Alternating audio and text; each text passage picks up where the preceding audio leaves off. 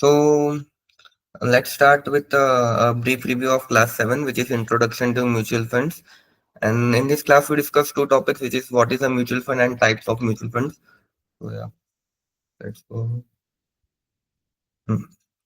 So a mutual fund is a pool of money collected from many investors to invest in securities such as stocks, bonds, money market instruments, and other assets. So mutual funds क्या होता है कि there is a professional guy, we call him a fund manager, and what they do, they create a fund, and what they do is they collect money from people and institutions, and like since not everyone is educated enough or having knowledge enough कि उनको कहाँ पैसा invest करना चाहिए, they go to the fund houses and they give their money, and on our behalf they will invest in different type of stocks, bonds, and money market instruments to like maximize the efficiency of our money. So how it works? It is managed by a professional fund managers, and the returns or losses are shared among investors in proportion to their investment. तो जो भी profit और gain होगा, profit और loss होगा, that will be shared among investors, and जितने proportion में आपने इन्वेस्ट करा है उतना आपका शेयर रहेगा. So what is the objective of the fund is to diversify and get professional guidance to reduce the risk. क्योंकि हो सकता है कि if you are investing on your own, you might end up investing in some wrong scripts, or maybe get stuck in some other instruments without proper knowledge. So fund managers will help you. So yeah, like this diagram will help you to understand properly एक mutual fund होता क्या है. So there are investors, they will pull in their money, they will give it to fund manager. Like if you have 1 lakh rupees, 2 lakh rupees, you will give to fund manager, and they will choose and invest in securities. Securities will generate returns for you, and the returns will come back to you in form of returns, uh, in form of profit. Okay, so pass back to investors. So type. Hmm. So how a mutual fund operates. So वहाँ पे एक fund manager रहेगा, जो कि हमने discuss किया. Professional fund manager decides how to allocate the funds asset to meet the investment objective. Then we have one more concept over there, which is net asset value, NAV. So net asset value is a price per share or unit of the mutual fund. So like in mutual fund, we don't have any specific underlying security, correct? कि for suppose if you're going to buy a stock of Reliance, you will have a figure like 1000 rupees Reliance. तो 1000 rupees कैसे derive होता है, किसी like how stock price is derive, कि आपकी company की जितने भी एसेट्स हैं एंड उसमें से लाइबिलिटीज माइनस करेंगे, एंड उसको नंबर ऑफ शेयर होल्डर्स से डिवाइड करेंगे, तो then will get a stock price. So similarly net asset value वैसी डिराइव होती है, calculated by dividing the total value of funds asset by the number of units outstanding. तो जितने भी fund की टोटल वैल्यू रहेगी, एसेट्स रहेंगी, मतलब उनको जो भी अमाउंट मिला है. For suppose I launched a new fund called Nafkar Capital's Mid Cap Fund. तो अगर उसमें I have got 10 lakh rupees from all the participants of fund, and I have to pay some fees to my fund manager. Fund manager थोड़ी सी fees लेगा, उसको minus कर देंगे उसमें से, एंड नंबर ऑफ यूजर्स से जितना मुझे अमाउंट मिला है उसको मैं डिवाइड कर दूंगा नंबर ऑफ यूजर्स से, तो I will get my net asset value. So what is investors return? Returns come from dividends, capital gains और appreciation in the NAV. तो एक उसमें रिटर्न्स का कंसेप्ट रहेगा, तो जो भी रिटर्न रहेगा वो आपको डिविडेंड का फॉर्म में पे कर दिया जाएगा. So there are basically two type of mutual funds, one is regular growth and other is dividend pay out fund. So regular growth में जो होता है, whatever profit you earn, it is added in your amount which is invested. For suppose you invested 1 lakh rupees, and आपका profit हो चुका है अभी 10,000 का, तो your value will be 1,10,000. But in case of dividend pay out funds, what they will do is they will redeem your some part of profit, and they will pay back you as a dividend. So for suppose आपको 10,000 का profit हुआ है, and the fund is having a policy कि they will pay 5% dividend half yearly, तो आपको 5% का redemption कर देंगे, and they will pay you 5,000 rupees. Okay. uh, NAV we will discuss in detail in coming slides. So what are type of mutual funds? Mutual funds are divided in two classes, which is by structure or by asset class. So by structure में क्या होता है? Mutual funds can be classified based on their structure, which determines how investors can buy or sell units And then we have by asset class. Asset class में क्या होता है, are also classified based on the type of asset they invest in, such as equity, debt, or combination of both. These two key classifications help investors to choose fund based on their investment goals, risk tolerance and liquidity preferences. So we'll go. So yeah, type of mutual funds में ये chart से easily समझ में आ जाएगा. So based on asset class, it is quite simple कि आपको जिस type के इंस्ट्रूमेंट में इन्वेस्ट करना है, that will be your asset class. So if you are investing completely in stocks, that is equity, so it will be called as equity funds. If you are completely investing in debt funds, it will be if you are completely investing in debt instruments, it will be debt fund. If you are investing in money market instruments, it will be money market funds. And अगर आप सबका combination बना के invest कर रहे हो तो it will be hybrid funds. Then we have based on structure. उसमें होंगे तीन टाइप के. One is open ended funds, second is closed ended funds, third is interval funds. तो open ended funds क्या होते हैं कि जिसमें आप कभी भी परचेज या सेल कर सकते हो. क्लोज एंडेड फंड्स में एक बार म्यूचुअल फंड जैसे स्टार्ट होगा तब they will ask for investment. अगर आपने तब इन्वेस्ट नहीं करा उसमें तो you can never invest in दोस.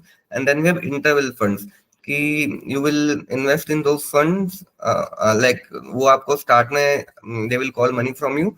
फिर लाइक एवरी 1 ईयर और 1.5 year they will open the window कि अगर किसी और को हमारे म्यूचुअल फंड में ज्वाइन करना है तो they can join. Then again they will close. Then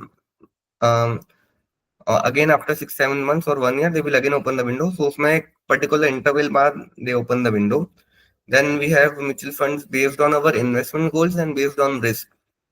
So this was the two types which are offered from mutual fund point of view. Then based on investment goal and based on risk is from our point of view कि हमारे investment goal क्या है और हम कितने risk लेना चाहते हैं. So उसके according हम fund select करते हैं. So on investment goal they are broadly divided in four: growth fund, income funds, liquid fund and tax saving funds. So growth fund क्या होते हैं which will constantly reinvest your profits and will compound them for you. Then we have income funds. You can also call them out as dividend payout funds, which will guarantee कि आपको कुछ ना कुछ amount हर थोड़े time में मिलता रहे. Then we have liquid funds जो कि एक specific amount of interest देते हैं आपको yearly and you can redeem anytime with minimal exit load. Like you can, instead of parking your money in saving bank account, you can put that money in liquid funds. Then we have tax saving funds, which grow comparatively slower than growth funds, and they have a lock-in period for suppose 3 years, 4 years, 5 years, and you get to save income tax from those funds. Then we have based on risk, such as low risk fund, very low risk, medium risk, and high risk. Like as the name suggests, the risk factor is diversified among those funds. या सो asset class में जैसे मैंने बताया था equity funds primary stocks में invest करते हैं. Debt funds will invest in securities such as bonds and T bills. Hybrid funds will invest in mix of equity fund and debt fund. So equity funds में higher risk रहती है. As you all know equity market is too volatile and money can grow significantly and fall also significantly. Debt funds have very low risk and are for conservative investors. Also, they will provide less rate of return among as compared to equity funds. And hybrid fund will have balanced risk and return because it is investing in both kind of instruments. So equity funds का example होगा large cap funds, mid cap funds, etc. Small cap funds. Debt funds का example होंगे liquid funds, corporate bond funds, and then we have hybrid funds, which can be balance advantage fund or flexi cap funds, which will invest among different. Hmm. Then, Excuse me, sir. sorry, yeah. Sir, large cap, mid cap, Aditya आपकी voice break हो गई. Sir large can you cap, mid cap और small cap में difference क्या है? So large cap, mid cap and small cap ऐसा रहता है कि whenever we are in stock market, we classify companies on basis of their market cap and how and market cap is decided by how much is their turnover. मतलब वो लोग कितना पैसा कमाते हैं, how much profit they are posting and how much liquidity and stability those companies are having.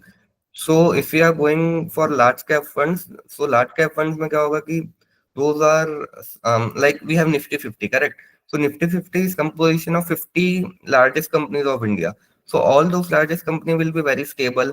Like ऐसा नहीं होगा कि 1 year they are earning 5,000 crores and next year they are making loss of 5,000 crores. So they will be consistent with their earnings. They will be employing a lot of people. Lot of big investors will be there, not only domestic but foreign investors. So you know that company is not going bankrupt overnight. Like lot of governance is there, and um, what we say, they will have a good skill set of board of directors and everything. So all those companies with great turnover and a large profitability with highest market cap will be classified as large cap. Then we have mid cap and small cap. So mid cap will be like medium mid-sized companies which will be having turnover around 500 crores to 2000 500 crores to 2000 crores, and smaller companies will be less turnover less than 500 crores. So what large cap जो रहता है ना, that is highly stable and low risk because वहाँ पे इतना variation नहीं होता in earnings, and those companies are stable with lot of big investors like. And mid cap and small cap में usually there are more small investors, and उनके turnover and profile काफी काफी जल्दी change होती है, like 1 year they will perform good तो and it could be that. Small तो small cap में मतलब पेनी स्टॉक्स रहते हैं? नहीं नहीं, पेनी स्टॉक नहीं, it could be a case कि अगर एक बड़ी कंपनी है एंड उसका स्टॉक भी लेसर, जो कैप मार्केट कैप रहता है ना, it is not determined by stock prices. अच्छी कंपनी का भी मार्क स्टॉक प्राइस कभी कभी कम रहता है। For suppose if you are talking about, we can have an example of Punjab national bank, okay. उसका स्टॉक अराउंड 100 रुपीज पे ट्रेड कर रहा है, and on the contrary we have state bank bank of India which is trading around 750 800, ठीक है। तो ऐसा नहीं है कि पंजाब नेशनल बैंक एक स्मॉल कैप कंपनी होगी। पंजाब नेशनल बैंक का भी प्रॉफिट इज अराउंड 4,000 5,000 करोड़ पर quarter, and State Bank of India is 10,000 crore. But आपका stock price number of share holders से डिफाइन होता है कि आपके मार्केट में शेयर्स कितने फ्लोट हो रहे हैं। तो इफ लाइक अगर स्टॉक प्राइस के हिसाब से जाएंगे तो एमआरएफ सबसे बड़ी कंपनी होनी चाहिए, बट एमआरएफ का जो स्टॉक 1,50,000 के आसपास ट्रेड करता है, बट एमआरएफ का प्रॉफिट बस हर क्वार्टर में 300 400 करोड़ रुपए ही रहता है। तो अगर आपके मार्केट में शेयर्स बहुत कम होंगे ना, तो आपके स्टॉक की प्राइस इवेंचुअली बढ़ जाती है। अगर आपके मार्केट में 100 शेयर्स ही है एंड दो 100 shares are getting traded again and again, तो eventually it will create a demand supply crunch and आपका स्टॉक सोर्स का ऑफ प्राइस फंड्स ऊपर कौन चले से? जाएगा। Sorry. Mid chip, blue chip funds? हाँ, मिड कैप फंड्स में you will have companies which are mid having turnover. नहीं नहीं, मिड चिप और ब्लू चिप फंड जो होते हैं ना, हाँ जी। वो कौन से फंड्स हैं? हाँ, they are equity fund only. Equity funds are दोस्त जिसमें पूरा पैसा इक्विटी में लग रहा है। और am I missing something, like कुछ और भी क्वेश्चन था क्या आगे पीछे? नहीं नहीं, वो mid chip funds large cap different हो गया ना, mid chip funds, blue chip funds.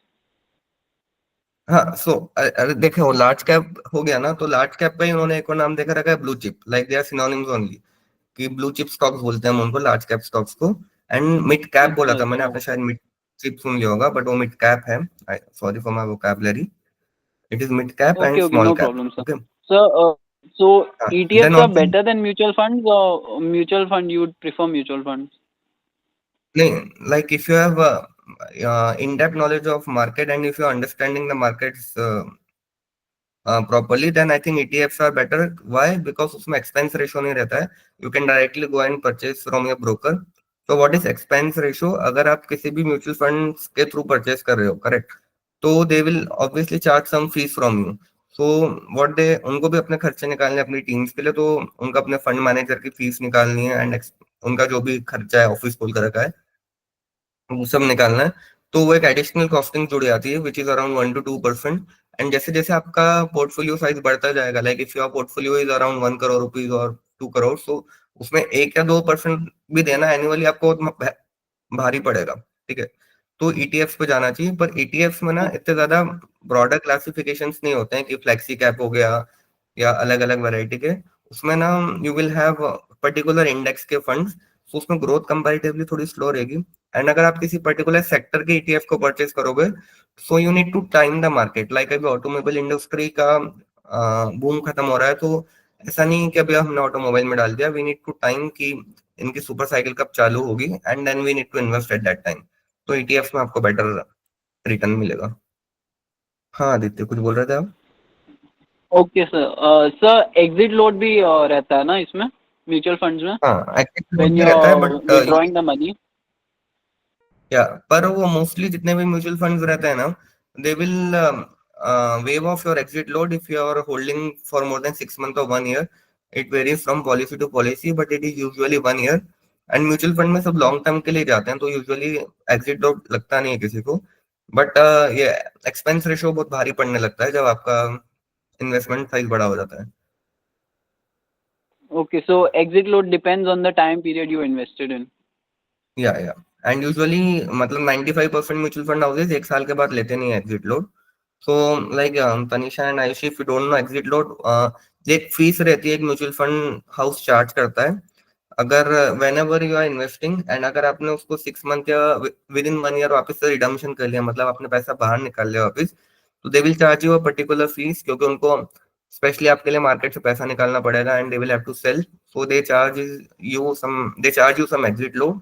So it is kind of fees. It is also around 1% of your portfolio size. तो अगर आपने 10 लाख रुपए निकाला है, तो उसका 1% आपका एग्जिट लोड हो जाएगा। Then we have type of mutual fund by structure. So जैसे open ended funds, close ended and interval funds. So open ended funds 95% of time अपने इंडियन मार्केट में फ्लोट करते हैं हम, जहाँ पे you can buy and sell units any time. आपको जब भी कुछ परचेस करना है, सेल करना है, you can do it. They have no fix maturity period, आप कभी भी मैच्योर कर सकते हो उनको।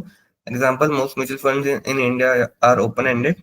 एंड इन क्लोज एंडेड, एक इनिशियल ऑफरिंग में यू कैन बाय, मतलब अगर मैं कोई म्यूचुअल फंड ला रहा हूँ, तो I will put advertisements all on the business news channels, business newspapers, and will invite everyone कि this is a one time offer, अगर आपको इसमें इन्वेस्ट करना है तो कर लीजिए, वरना you can not get on the train again. So yeah, and it will have a fixed tenure, like मैं इन्फॉर्म करूंगा this is for 4 to 5 years, and it will have a fix maturity plan. I will like the mutual fund house will in advance inform you कि आप कब कब mature होगा ये। Like it could be a scheme for 6 years, but आपको 3 years में बाहर निकलना है, तो you can get out in 3 years और 6 years, सो लाइक दैट उसमें पहले से बता देंगे।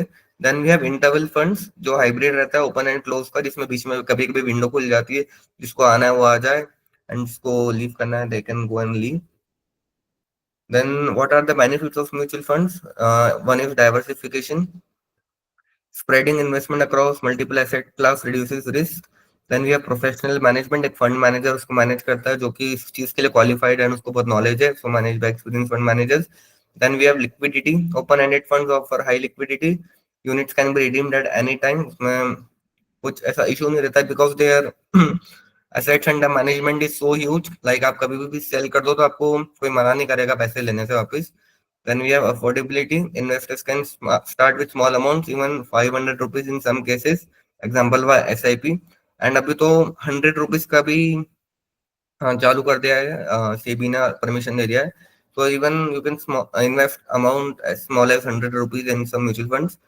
Then we have transparency. Detailed information is provided in fund fact sheets and SEBI mandate disclosures. तो हर मंथ म्यूचुअल फंड्स को डिस्क्लोज करना रहता है कि उन्होंने क्या क्या स्टॉक्स होल्ड करके रखे हैं, and what are the purchases and sale transactions they have made. अगर उन्होंने कुछ भी स्टॉक्स खरीदा है, बॉन्ड खरीदा है, तो हर म्यूचुअल फंड लाइक मंथ के स्टार्टिंग के 5 डेज में डिस्क्लोज कर देता है कि हमारे फंड में हमने ये चेंजेस करे हैं। Okay,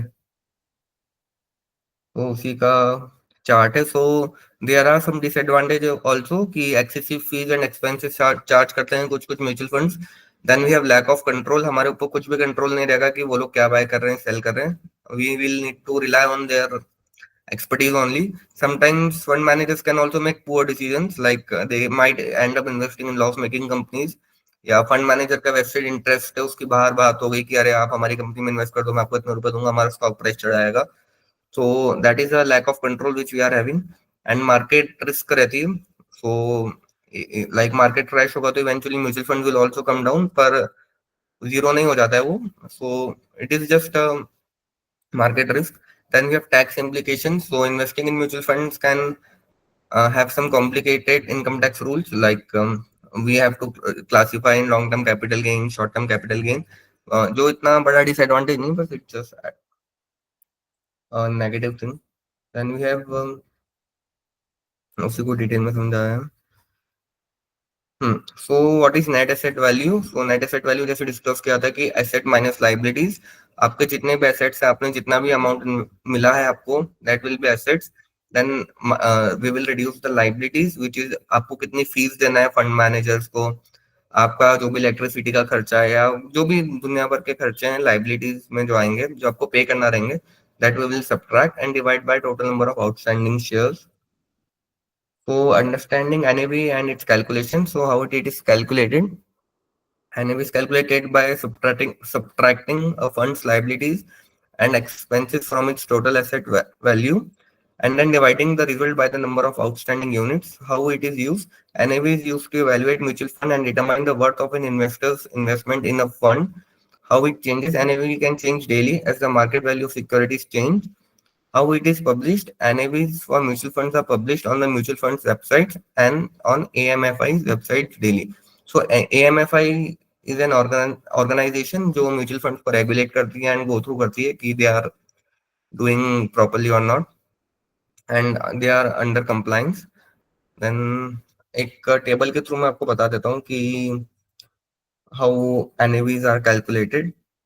So to calculate the NAV of a mutual fund, subtract the fund's liabilities from its assets and then divide the result by the number of outstanding units.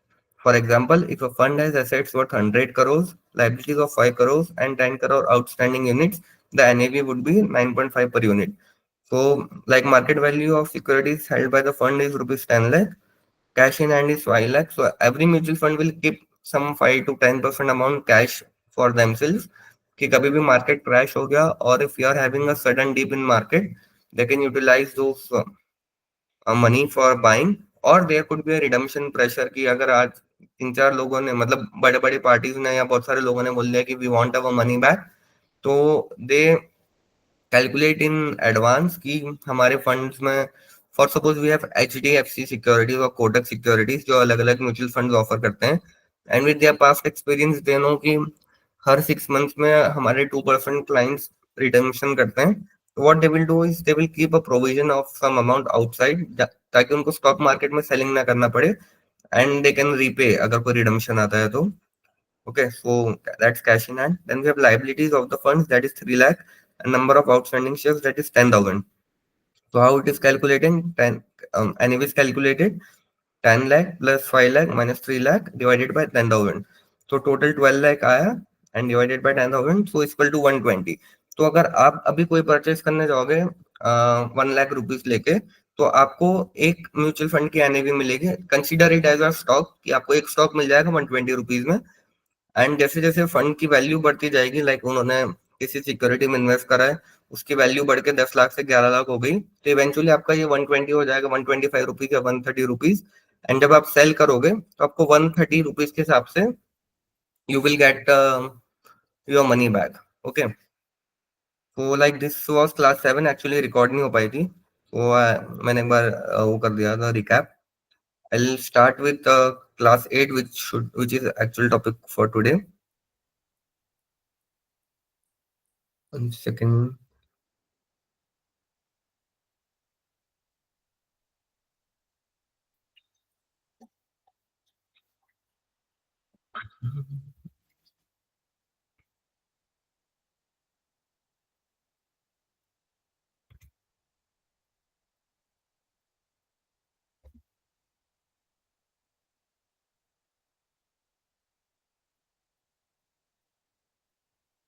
Yeah, so the screen is visible, correct? हाँ.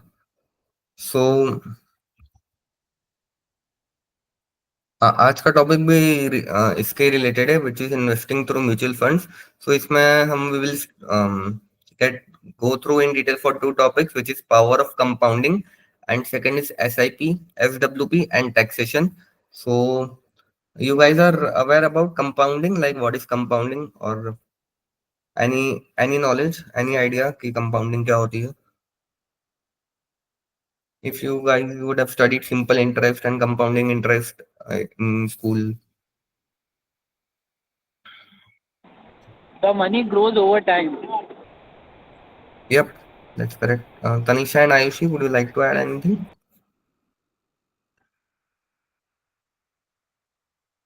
No idea, sir. No idea. Okay, okay. So let's start. Key, what is compounding? So compounding is the process where earnings from an investment are reinvested to generate additional earnings over time. So compounding में क्या होता है कि there are two type of earnings. We can say simple interest which you studied in school. Then we have other one is compounding. So compounding में क्या होता है कि आपकी जो भी अर्निंग्स होगी उसको हम री इन्वेस्ट कर देंगे आपके इनिशियल इन्वेस्टेड अमाउंट में. For suppose if you are going even for fix deposit, तो वहाँ पे भी आपको ये दोनों ऑप्शन मिलेंगे कि अगर आपको 7% इंटरेस्ट देते हैं हम per annum and you have invested 1 lakh rupees, तो at the end of first year क्या होता है, वो 7,000 रुपीज हमसे वापस, like you can take that in form of interest, and next year भी आपको 1 लाख रुपीज पे इंटरेस्ट मिलेगा. एंड अगर आप कंपाउंडिंग का ऑप्शन चूज करोगे तो उसमें क्या होगा कि 1 लाख रुपीज आपने इन्वेस्ट करे हैं, उसमें आपको 7% का इंटरेस्ट मिला, तो वो टोटल हो गया 1,07,000 ईयर वन के एंड पे. तो 7,000 को हम री इन्वेस्ट कर दिया, तो नेक्स्ट ईयर आपको 1,07,000 के ऊपर इंटरेस्ट मिलने वाला है, ना कि 1 लाख के ऊपर. ठीक है. So how it works when the returns are earned by mutual fund, by mutual fund are reinvested, it leads to the compounding effect. So compounding का जो मेन इम्पैक्ट रहेगा ना, वो आपको छोटे टाइम में नहीं दिखेगा कि 1-2 साल में, but if you are compounding your investment for से सपोज 10 years or 15 years, तो it will make a significant difference कि हर साल your investment is growing by 10 to 15% and you are reinvesting that 15% gain in your initial investment. So by the year 10 you will have huge returns, or by end of 15 years. So over time, the returns generate their own returns, leading to an exponential growth.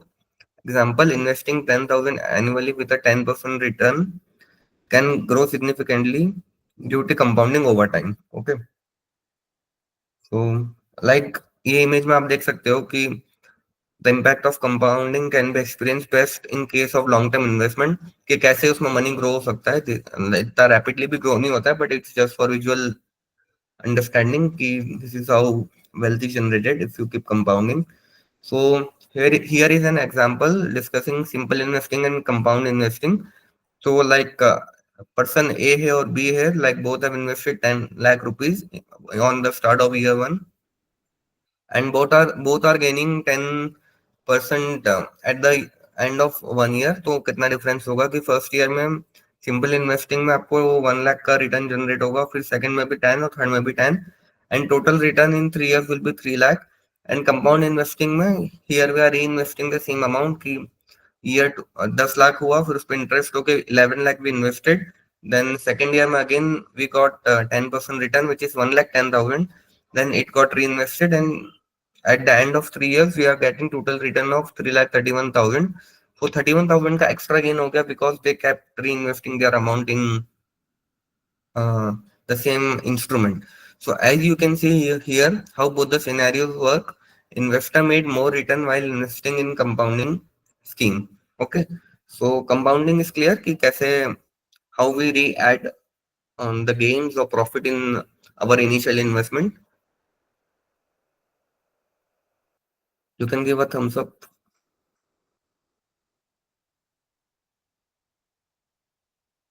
Okay, cool. Then we have a systematic investment plan. So what is SIP?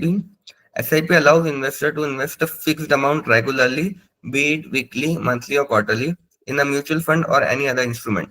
So अगर आप किसी एक fixed amount किसी भी instrument में एक regular interval में डाल रहे हो, तो हम उसको SIP बोलेंगे, जिसका फुल फॉर्म रहता है सिस्टमैटिक इन्वेस्टमेंट प्लान. जैसे नाम से पता चल रहा है कि एक सिस्टमैटिक, एक डिसिप्लिन वे में आप कहीं ना कहीं पे रेगुलरली इन्वेस्ट करते जा रहे हो. So what it does, it enables disciplined investing and rupee cost averaging. For example, investing rupees 5,000 per month through SIP in an equity fund for 10 years can yield significant returns. So like we read towards, it enables disciplined investing and rupee cost averaging. तो रुपी cost averaging क्या होता है मैं आपको बता देता हूँ कि जो भी आप म्यूचुअल फंड में परचेस कर रहे हो या स्टॉक में परचेस कर रहे हो, तो ऑब्वियसली उसका रेट सेम नहीं रहेगा ना थ्रू आउट द ईयर। कभी वो एक मंथ में ज्यादा रुपीस का रहेगा, कभी एक मंथ में कम रुपीस का रहेगा। सो अगर आप एक वीकली या मंथली इन्वेस्ट कर रहे हो एक पर्टिकुलर डेट पे या हर पर्टिकुलर वीक में, लाइक एवरी फ्राइडे आपने सोच लिया मंथ के कि हमको एसआईपी करना है, तो व्हाट विल इट डू कि इस Friday for suppose market up था, इट कुड बी कि नेक्स्ट फ्राइडे मार्केट लो होगा, एंड नेक्स्ट फ्राइडे हो सकता है कि और ज्यादा नीचे हो, एंड मंथ का जो फोर्थ फ्राइडे उसमें ऊपर हो सकता है market. So it will do a rupee cost averaging कि आपका हर रेट पे मार्केट में इन्वेस्टमेंट हो गया है।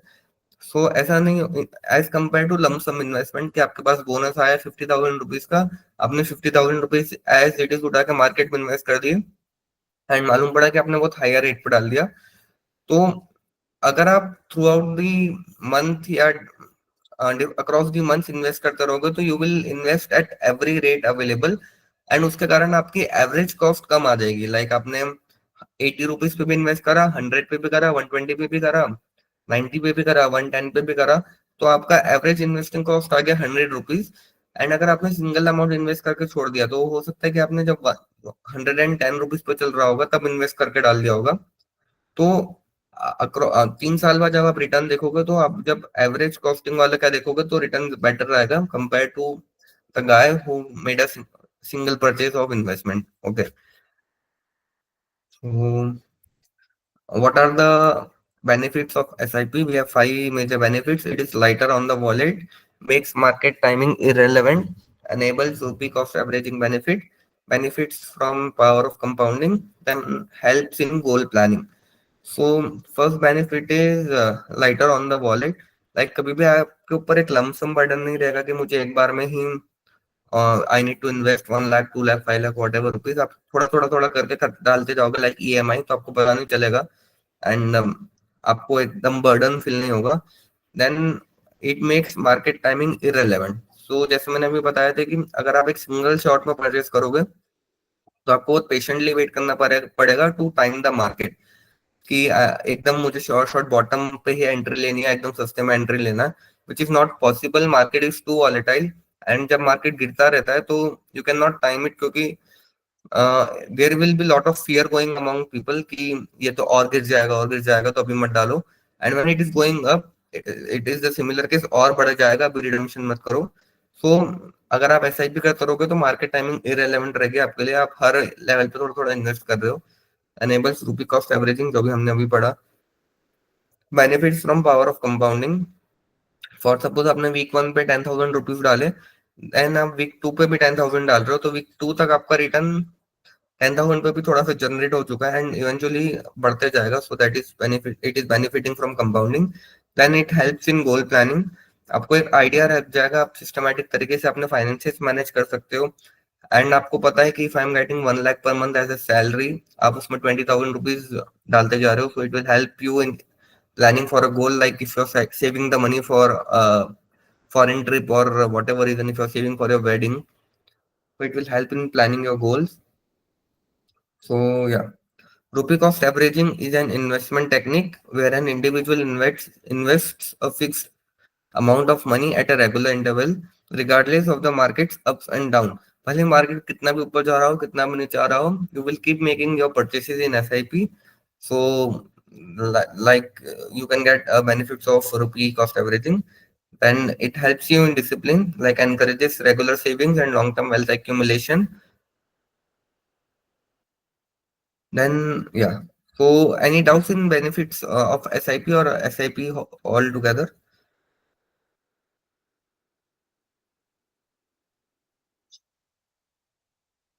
All good now. Okay. Then we have systematic withdrawal plan, SWP. So जैसे in SIP we were investing regularly, in withdrawal plan हमारे पास हर एक fixed amount आता रहेगा एक fixed amount of time के बाद. So SWP allows investor to withdraw a fixed amount from their mutual fund at regular intervals. मतलब जैसे आप इन्वेस्ट करते जा रहे थे, you will get some fixed amount in regular interval, like it could be a monthly, quarterly. Usually what people do is for retirement ki they will invest in mutual funds और market for a particular time की 20 years तक हमने invest करा, उन्होंने अच्छा खासा corpus बना दिया, and when they have taken retirement तो उनका सैलरी तो आएगा नहीं, तो what they will do is they start FWP which is systematic withdrawal plan. तो that will act as a salary कि उनको हर मंथ कुछ ना कुछ अमाउंट बाहर निकलते जाएगा, एंड उनके पास पैसा रहेगा फॉर खर्चा.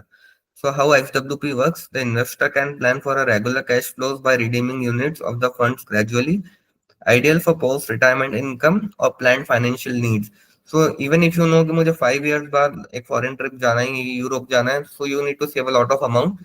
तो what you will do is start investing accordingly कि मुझे 5 साल बाद 10 लाख रुपए की जरूरत पड़ेगी, एंड 5 साल बाद आपका इन्वेस्टमेंट अगर 20 लाख 25 लाख हो गया, तो आप उसको थोड़ा प्लान विड्रॉल करोगे कि मुझे सिर्फ 10 लाख बाहर आ जाए, और somewhat similar amount, and most likely it is good for retirement कि आपके पेंशन जैसा रहेगा, you will get some amount in every month, and it will not all together put a huge income tax load on you. Like for suppose आपने 20-30 years में 3 करोड़ का आसपास amount इकट्ठा कर लिया, कलेक्ट कर लिया, एंड आपको पता है आपका खर्चा ईयर में कितना होगा, 10 लाख 12 लाख 15 लाख, तो you don't want to withdraw all the 3 crore rupees, right? अगर आपने पूरा अमाउंट निकाल लिया एक साथ तो पूरा टैक्सेबल रहेगा. सो what you will do is you withdraw some amount like 4 to 5 lakh in every 6-7 months, जिसपे इतना ज्यादा इनकम टैक्स लाइबिलिटी नहीं आता है. Okay.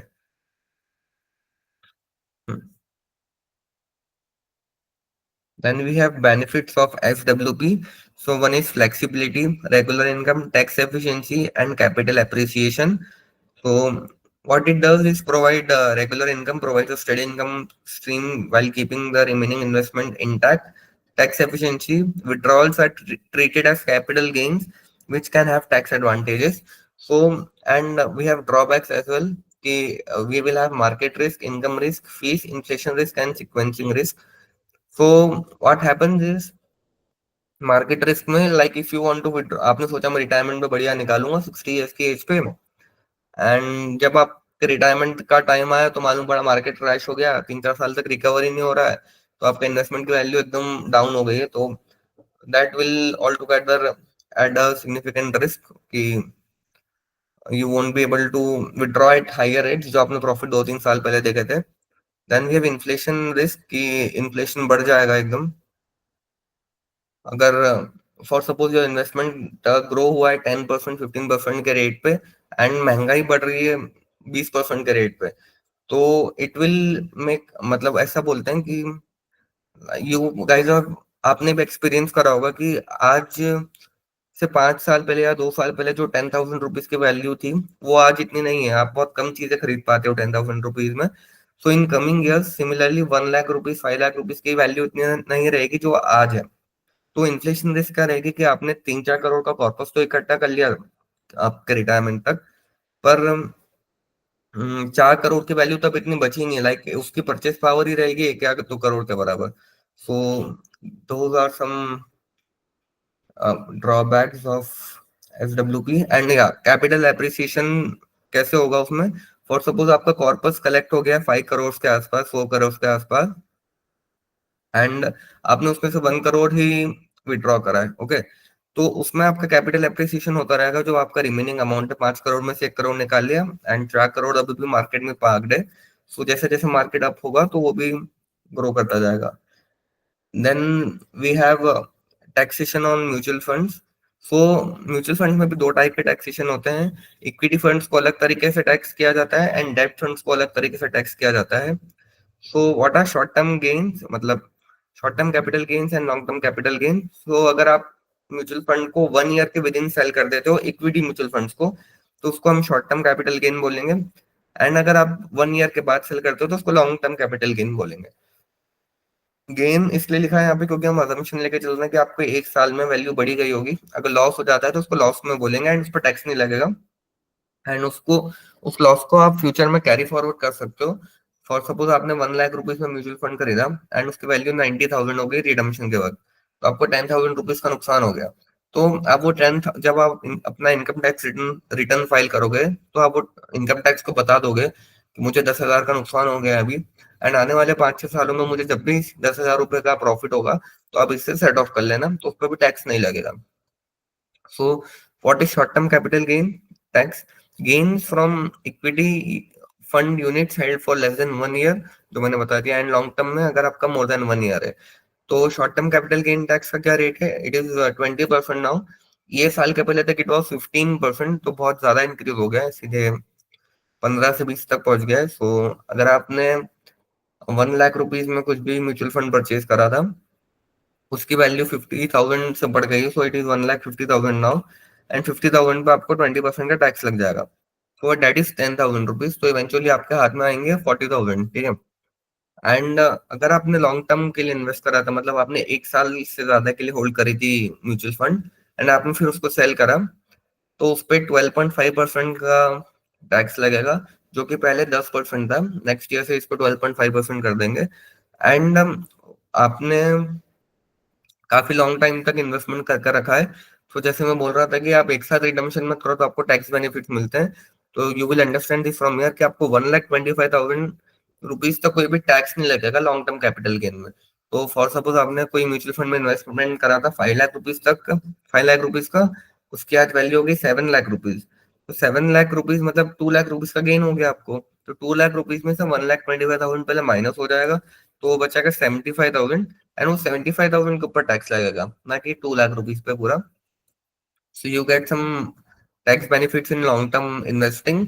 Government is trying to promote long term investing, इसलिए उसका टैक्स रेट भी कम है, and they are providing additional benefits. Then we have taxation on mutual funds for debt funds, जो कि डेट इंस्ट्रूमेंट्स में हम इन्वेस्ट करते हैं। तो इसमें debt funds are usually passive funds. So government बोल रही है कि अगर आप पैसिव फंड में इन्वेस्ट कर रहे हो तो एटलीस्ट 3 इयर्स तक तो होल्ड करो। अगर उसके पहले ही विड्रॉ कर लोगे तो हम उसको शॉर्ट टर्म बोलेंगे, एंड उसके बाद रहेगा तो लॉन्ग टर्म बोलेंगे। तो उसमें इक्विटी फंड में शॉर्ट टर्म की लिमिट थी 1 ईयर, एंड यहाँ पे है 3 years. So gain from debt fund unit held for less than 3 years are short term capital gain tax as per individuals income tax slab rate. तो इसको special rate of interest नहीं दिया जाता है short term capital gain tax जो है mutual funds का for debt funds. वहां पे अगर 20% था, सो इनकम टैक्स कुछ कुछ लोगों को 30% भी लगता है, 35% तक चले जाता है। तो अगर आप उस कैटेगरी में फॉल कर रहे हो जिनको इनकम टैक्स 30% चार्ज हो रहा है, तो आपको 30% पे करना पड़ेगा as income tax, okay. Then in long term gain from debt fund unit had more than 3 years tax at 20% with indexation benefits. तो मैं आपको इंडेक्सेशन बेनिफिट्स बताता हूँ नेक्स्ट स्लाइड में क्या होता है। Yeah so what is indexation benefit? So जैसे हमने अभी इन्फ्लेशन के बारे में डिस्कस करा था कि इन्फ्लेशन क्या होता है, तो आज जो 1 लाख रुपीज की वैल्यू है वो 2030 में नहीं रहेगी। तो सिमिलरली जब आपने 2009 में कुछ परचेज करा है, तो उसकी वैल्यू हम आज के हिसाब से निकालेंगे ना, क्योंकि गेन तो आपको 2024 में हो रहा है, तो उसको हम बोलेंगे कि उसके हम इंडेक्स कॉस्ट निकालेंगे। So the indexation benefit is a method for adjusting the purchase price of an investment to account for inflation. मतलब आप महंगाई के हिसाब से उसको निकालेंगे कि तब के 1 लाख की वैल्यू आज के कितने रुपए होते हैं। This helps to reduce the tax burden on the seller by lowering their long-term capital gains and taxable income. तो जैसे मैंने एक इमेज लगाई है, तो उसमें से आपको पता चल जाएगा कि 2009 में हमने परचेस करी है 28 लाख रुपीज की, एंड 2024 में सेल करा है 65 लाख का। तो अगर हम उसके इंडेक्स कॉस्ट निकालेंगे, तो इंडेक्स कॉस्ट कैसे निकलती है? सो इनकम टैक्स एक्ट है ना, ये थोड़ा टेक्निकल रहेगा, तो उस पर इतना लोड मत लो, क्योंकि इसका काम नहीं पड़ेगा आपको भी नियर फ्यूचर में। बट मोटा मोटी कंसेप्ट समझ कर रख लो। इनकम टैक्स एक्ट ने ना एक रेट देकर रखा है कि 2001 से लेके 2023 तक, कि अगर आपने कुछ भी परचेज करा है फॉर सपोज 2005 में 1 लाख रुपीज का, तो 2005 के 1 lakh rupees is equal to आज के, मतलब बहुत ज्यादा amount, it could be like 90 lakh, 80 lakh. तो उसको आप उस हिसाब से, क्योंकि आपको, वरना आज आप जैसे आप रियल एस्टेट में कुछ देखते हो कि हमने एक प्लॉट खरीदा था 1 लाख रुपए में, आज उसकी वैल्यू होगी 50 लाख, 60 लाख रुपीज। पर वो 1 लाख रुपए सुनने में छोटा लग रहा है, पर जब आपने उसको 2005 में, 2002 में उसका पेमेंट करा होगा, it would have been bigger amount, कि अरे बाप रे 1 लाख रुपए दिया है, क्योंकि तब 1 lakh rupees spending was huge deal. आज अगर आप कहीं पे 50 लाख का पेमेंट कर रहे हो तो it is considered a big deal. But अगर आप उसको 10 साल बाद बोलोगे 50 लाख रुपए, तो हो सकता है कि इन्फ्लेशन के कारण 50 lakh will sound a smaller amount, ठीक है। तो आपका परचेज हुआ है 1 लाख रुपीज का इन 2009, एंड आपने सेल कर दिया उसको 2024 में फॉर 65 लैक्स, तो बहुत बड़ा वेरिएंस हो जाएगा ना, क्योंकि आपको आज के तारीख के हिसाब से पैसा मिल रहा है। तो व्हाट वी डू इज कि हमने जो 2009 में 1 लाख रुपए लगाए हैं, उसकी वैल्यू का आज हम 2024 के हिसाब से निकालेंगे। तो जैसे आप यहाँ पे देख सकते हो, like you can see here. अरे, हम्म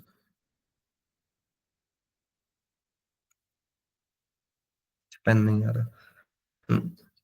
जैसे आप यहाँ पे देख सकते हो कि 28 लाख रुपए दिखा रहा है 2009 की परचेज वैल्यू, पर अगर हम इसको आज की तारीख में कन्वर्ट करेंगे तो it will come around 68 lakhs. तो इवेंचुअली आपको लॉस ही हुआ है कि आपका 28 लाख का सामान 65 लैक्स में सेल हुआ है, तो आपको 3,67,000 का लॉस हुआ है, तो आपको टैक्स नहीं बनेगा। पर अगर आप विदाउट इंडेक्सेशन निकालते हैं तो उसमें आपको 37 लाख का गेन होता है, एंड उसके ऊपर आपको 4,62,000 का टैक्स पेबल आ जाता। So so this is why indexation is done. तो अगर आप कोई भी प्रॉपर्टी भी सेल करोगे ना, तो उसमें इंडेक्सेशन करा जाता है, एंड उसका रेट इस हिसाब से निकाला जाता है कि 2024 में आपके परचेज वैल्यू की क्या रेट है। ओके, समझ आएगा?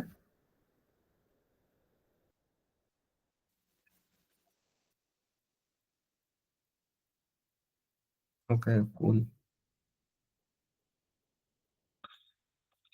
Then what are the factors to consider while investing? तो आपको अपना क्या क्या फैक्टर्स ध्यान रखना है किसी भी इंस्ट्रूमेंट में इन्वेस्ट करने के लिए। फर्स्ट इज इन्वेस्टमेंट गोल। सो आपको देखना पड़ेगा कि आप किस ड्यूरेशन के लिए इन्वेस्ट करना चाहते हो। Is it for short term, long term financial goal such as retirement और बाइंग अ हाउस, या अपने शॉर्ट टर्म के लिए इन्वेस्टमेंट करा है कि कुछ आने वाले मेडिकल एक्सपेंडिचर हो सकता है, या बच्चों की फीस के लिए हो सकता है, और एनी अदर थिंग आपको कार लेना है आपने उस 5 साल बाद, तो उसके लिए इन्वेस्टमेंट कर रहे हो। तो उसके हिसाब से आपको रिस्क टॉलरेंस भी देखना पड़ेगा। Understanding the risk associated with different type of mutual funds, that is exam equity funds have higher risk than debt funds.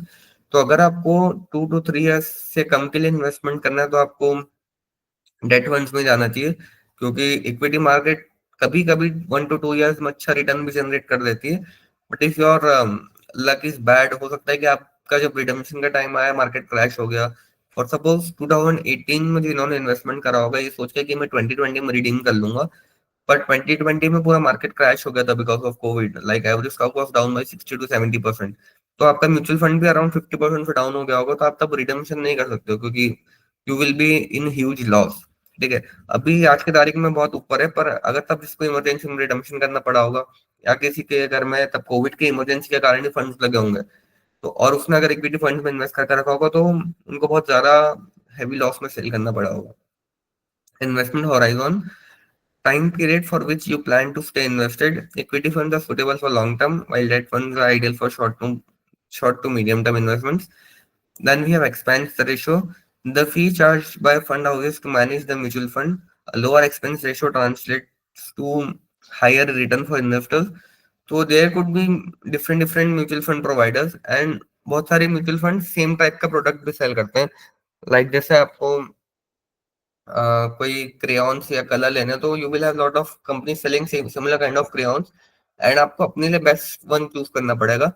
Similarly, in mutual fund maybe there are a lot of fund houses offering similar schemes, like we will have Kotak Nifty 50 fund, we will have SBI Nifty 50 fund, we will have HDFC Nifty 50 fund, we have Quant Nifty 50 fund.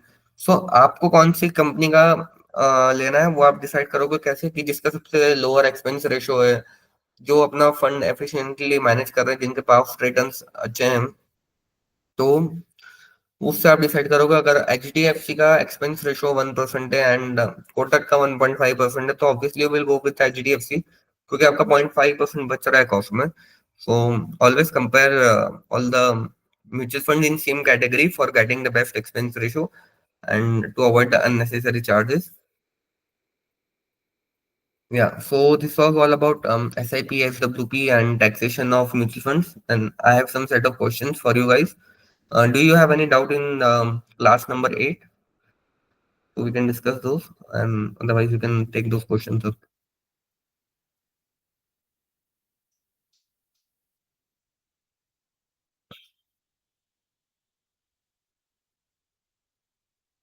Okay, so yeah, we can have some questions then. What is the main benefit of compounding in mutual funds?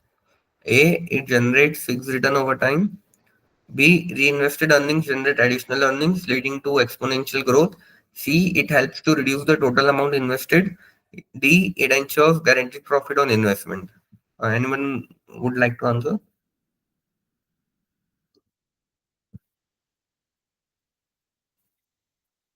So is it option B?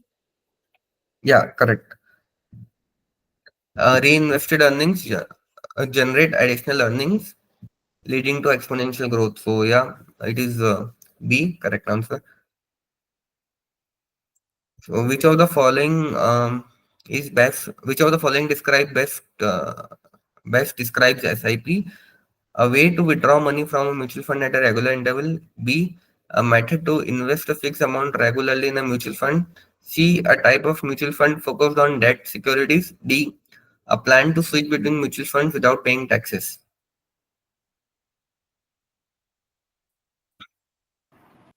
Sir, I'm confused in option A and option D. No, no, it's option B, a method to invest fixed amount regularly in a mutual fund. So option A में ना withdraw की बात हो रही है so it will be SWP जहाँ पे withdrawal होता है जहाँ पे आप एक systematically you will withdraw a particular amount in particular interval and B method में like a method to invest a fix amount regularly in mutual fund जहाँ पे हम एक फिक्स अमाउंट रेगुलरली इन्वेस्ट कर रहे हैं सी में भी have a mutual fund focus on डेब्ट सिक्योरिटीज तो वो तो है ही नहीं उस वो तो डेब्ट सिक्योरिटी वाले म्यूचुअल फंड की डेफिनेशन है then in the a plan to switch between mutual fund without paying taxes तो वो भी नहीं है हम एक म्यूचुअल फंड से दूसरे म्यूचुअल फंड में ट्रांसफर करने की बात कर रहे हैं यहाँ पे तो वो भी नहीं है okay then we have what is SWP तो जो आप बोल रहे थे उसका आंसर ये था मतलब अभी नहीं है पुराने वाले में so what is SWP a method to invest in mutual fund over time a process for investing dividends automatically, a plan to withdraw a fixed amount from a mutual fund at regular intervals, a way to transfer mutual fund units from one investor to another. अब बताइए. Sir, I guess it's option C. Yep, correct. कि a plan to withdraw a fixed amount from a mutual fund at a regular intervals. कि आप थोड़ा थोड़ा amount हर थोड़े दिन में विड्रॉ करते रहते हैं. Okay, so this were three questions. आपको कुछ भी डाउट हो क्लास में तो आप बता दीजिए. Sure, sir. So all good ना कुछ लेक्चर में दिक्कत तो नहीं आया ना लाइक क्लास No, 7 वाली तो क्लास थी मैंने थोड़ा स्पीड में करा दी क्योंकि वो क्लास पहले हो चुकी थी so that's why I yes, went sir. वो आपने अटेंड करी थी ना शायद क्लास 7 हाँ सर मैंने अटेंड की थी. ओके ओके कूल सो या let's meet on Monday then have a good weekend bye Yeah. Bye Okay. Bye, sir. Good night. Good night